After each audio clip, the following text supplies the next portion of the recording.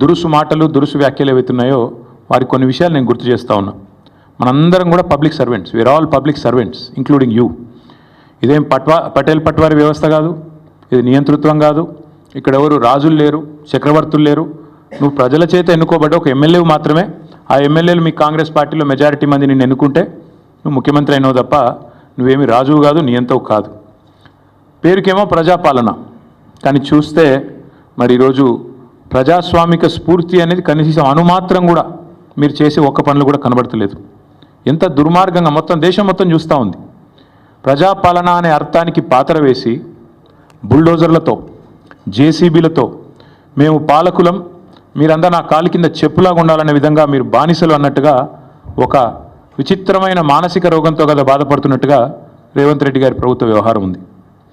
మాట్లాడితే గవర్నమెంట్ భూమి, అసలు గవర్నమెంట్ భూమి ఏంది? రోడ్లు, చెరువులు, గుట్టలు, రాళ్ళు, రప్పలు, నేను గవర్నమెంట్ కాబట్టి నేను ఇష్టం ఉన్నట్టు చేస్తా, నా భూమి.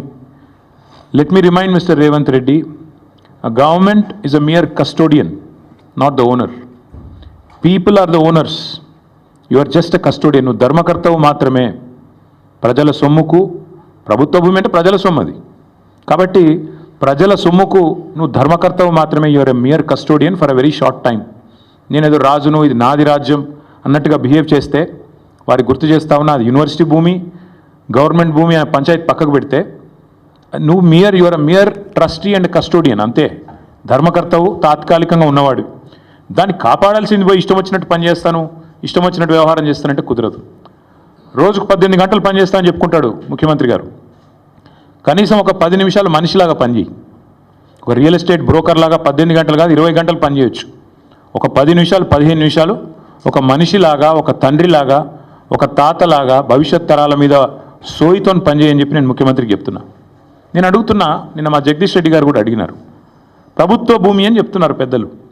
ప్రభుత్వ భూమి అయితే దొంగల్లాగా ఎందుకు పోతున్నారు? అందరికీ దొంగల్లాగా ఎందుకు పోతున్నారు? ప్రభుత్వ భూమిలోకి అర్ధరాత్రి పోయి దొంగల్లాగా జేసీబీలు పెట్టి దొడ్డిదారిన పోయి పిల్లలు ఆందోళన చేస్తుంటే వారితో మాట్లాడకుండా దొడ్డిదారుని ఎందుకు ఈ ప్రయోగాలు చేస్తున్నారు?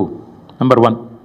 నెంబర్ 2, మీరే కదా కోర్టుకు చెప్పారు, మార్చి 27-28 నాడు ఒక పబ్లిక్ ఇంట్రెస్ట్ లిటిగేషన్, ఒక ఎన్జిఓ వాటా ఫౌండేషన్ అని వారు ఫైల్ చేస్తే మీరే చెప్పారు కోర్టుకి 10 రోజులు సమయం ఇవ్వండి, మా జవాబు చెప్తాము, కోర్టులో మా కౌంటర్ ఫైల్ చేస్తాము అన్నారు. మరి ఆ 10 రోజులు ఏం పడిపోయిందని వాళ్ళ బుల్డోజర్లు పంపి అర్ధరాత్రి అపరాత్రి లేకుండా ఉన్న చెట్లన్నీ కూలగొట్టి అక్కడున్న పశువులను చంపేసి అక్కడున్న పక్షులను గూళ్ళు చెదిరేటట్టు చేసి ఈ 10 రోజులు దొంగల్లాగా ఎందుకు వ్యవహారం చేస్తున్నారు? ప్రభుత్వ భూమి అన్నమాట నిజమే అయితే ఎందుకు ఈ దొంగ వ్యవహారం? ఎందుకు పగటిపూట పోవట్లేదు? ఎందుకు అర్ధరాత్రి దాడి చేస్తున్నారు? కోర్టు సెలవులు చూసుకొని శనివారం, ఆదివారం, ఉగాది, రంజాన్ ఇవి చూసుకొని వందల వాహనాలు అక్కడ పంపి బుల్డోజ్ చేస్తారా? ఇదేనా ఒక ప్రజాస్వామ్యంలో ఒక నీతివంతమైన పరిపాలన అందించే వాళ్ళు, ప్రజాపాలన అని చెప్పుకునే వాళ్ళు చేయాల్సింది? దొంగదారిన పోవడమే కాకుండా పనికిమాలిన మాటలు మాట్లాడతారా? గుంట నక్కలు అని మాట్లాడతారు. ఎవరు గుంట నక్కలు? వాళ్ళ పిల్లలు చెప్తున్నారు, అవును మేము నక్కలమే, కానీ నీలాగా పందికొక్కు కాదని చెప్తున్నారు. ముఖ్యమంత్రి గారికి అన్ని మాటలు పడాల్సిన అవసరం ఉందా? పిల్లలతో పిలిచి మాట్లాడొచ్చు కదా. అరే ఇంత దారుణంగా, ఇంత అన్యాయంగా హైకోర్టు ఎన్నిసార్లు తిట్టిందండి? ఈ హైడ్రాతోని వీకెండ్స్ పని చేసుకుంటా, శనివారాలు ఆదివారాలు పని చేసుకుంటా, కోర్టు సెలవు దినాల నాడు హైడ్రాతో మీరు కొడుతున్నారు పేదల ఇండ్లు, ఇంకోసారి పిచ్చి చేస్తే హైడ్రాను రద్దు చేసి పారిస్తాను కూడా హైకోర్టు చెప్పలేదా? అయినా మీకు బుద్ధి రాదా నీ ప్రభుత్వానికి? బుల్డోజర్లు ఎందుకు పోతున్నాయి ఆదివారాలు శనివారాలు ప్రజల మీదకి? అంటే ఎన్నిసార్లు కోర్టు చెప్పినా, హైకోర్టు చెప్పినా, సుప్రీంకోర్టు చెప్పినా నీకు బుద్ధి రాదా? ఇంగితం రాదా నీ ప్రభుత్వానికి? అక్కడ పులులు లేవు, జింకలు లేవు అని పంచ్ డైలాగులు చెప్పడం ఏమింది నాకు అర్థం కాదు. అక్కడ ఏముందో కనీసం ఎప్పుడన్నా పోయినావా నువ్వు? పిల్లలు చెప్తున్నారు, ఈరోజు ఫుట్బాల్ ఆడడానికి వచ్చినాడు, భూముల మీద కన్నేసినాడు, ఇప్పుడు మమ్మల్ని ఫుట్బాల్ ఆడుతున్నాడు, మా భూములు గుంజుకుంటున్నాడు అని పిల్లలు చెప్తా ఉన్నారు. నేనేమంటా ఉన్నా అంటే రేవంత్ రెడ్డి గారిని, ప్రజాపాలన అంటే విద్యార్థుల జుట్టు లాగడం, ఆడపిల్లల బట్టలు చింపడం, ఒక న్యాయం కోసం వాళ్ళు ఒక ఇంచు భూమి వాళ్ళదా? ప్రైవేట్ భూమి ఏమన్నా?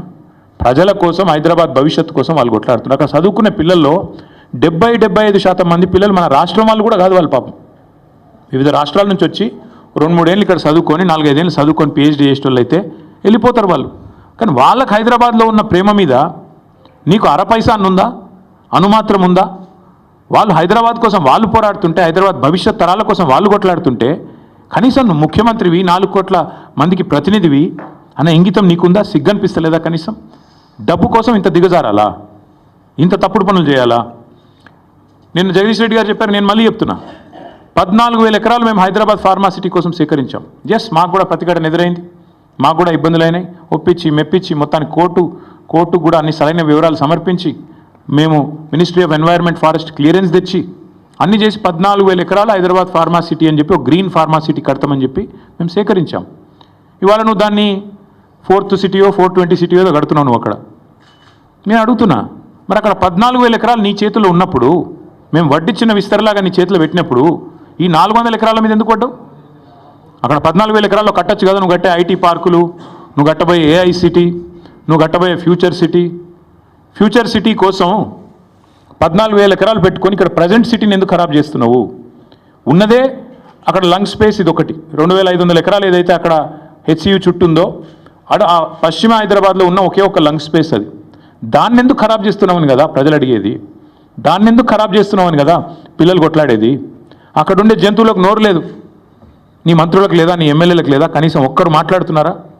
ఒక్కరికన్నా కనీసం బాధ అనిపిస్తలేదా? నెమళ్ళు అరుస్తుంటే, ఆ పశువులు పక్షులు గోల చేస్తుంటే, మా గూడు జరగొట్టద్దని ఏడుస్తుంటే, ఒక్కళ్ళకు కూడా మానవత్వం ఉన్నవాడికి దేశం మొత్తం వినబడుతుంది, కానీ మీకు వినబట్టలేదా? అందుకే నేను రేవంత్ రెడ్డి గారికి చెప్పేది, పిల్లలు అడుగుతున్నారాడా,